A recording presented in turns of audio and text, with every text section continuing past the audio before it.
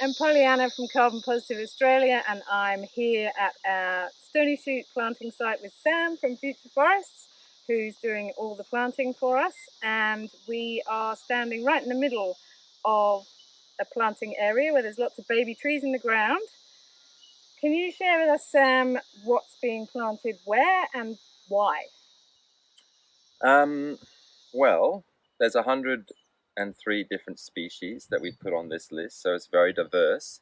The majority of those are dry rainforest species because we're in dry rainforest country, which mixes into the sclerophyll or the eucalyptus country. So 20 of those species were eucalyptus and corimbia mixed, and a few angophora, and the rest are all dry rainforest species. And the mix that we did in the rows was 3 rainforest trees to 1 eucalypt, which sort of equates at with a 1.8 meter gap. But the eucalypts will then be around almost 6 meters apart, which is good. I mean, which is something that we've used before in other plantings in Lismore, and it's worked well because then eucalyptus have a very open canopy, which allows a lot of weeds to come back in. So if you put the rainforest trees around that in the understory, you'll close up the forest quicker. You'll get a more easily maintainable forest, and hopefully lock it up so that it'll last the long haul. Yeah, and I remember you saying that some of these slopes are north facing and some are south facing, and there's different species that go. Yeah, well, when we're sending the boxes out to mix up in the rows, we'll just talk to the planters who we've got from Queensland, and they've been great, and basically key them in on which trees we want in each spot to represent that. Because if you put a celery wood on the north-facing slope, it'll just burn to a crisp. Whereas if you put it on a south-facing slope, that's where it lives, and that's that. I mean, that's just one example of the 100 trees that we've got here, but there's a fair bit of thought that goes into it. A lot of them aren't as hardy as other ones. A lot of them are more delicate. So, and the delicate ones go on the south-facing slopes. South-facing slopes, right. or east-facing slopes. So, how long? And you can probably see behind us, there's a whole paddock that's planted. How long would you expect it to take before that paddock reaches closed canopy?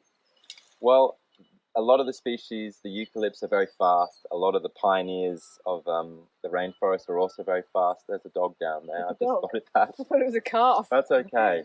It'll keep the wallabies away. So it's probably the neighbours.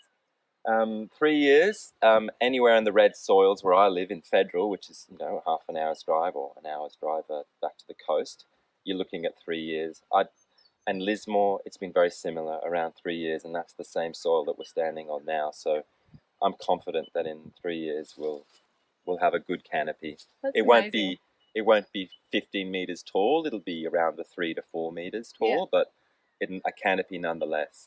So a microclimate to house all the lovely native birds and other wildlife that we've got here. Yeah, I think that will astonish our WA donors because the trees in WA grow so slowly. So you wouldn't expect canopy cover in 3 years. No, we're lucky. We get a lot of satisfaction in short time. Yeah. So what do you know what species of animals and birds we might expect once the forest gets going?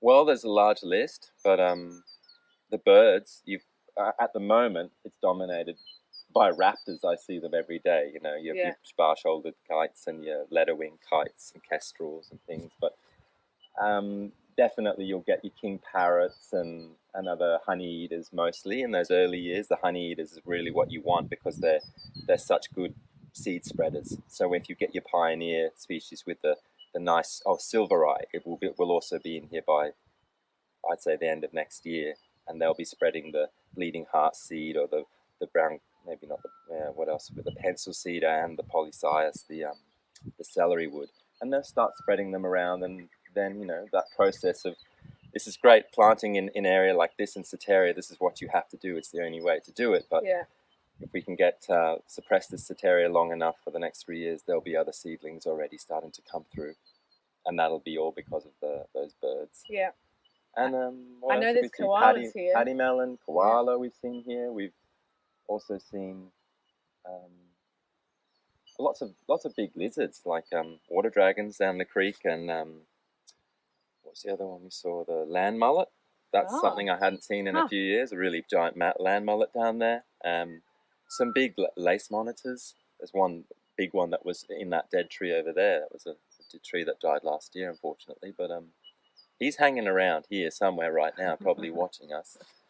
But yeah, there's everything and more will move to this area or into this forest, and yeah, it'll be something very special, I'm sure. Yeah, I think it will. So is there anything you'd like to say about the site or working here, just to let people know what it's like planting here?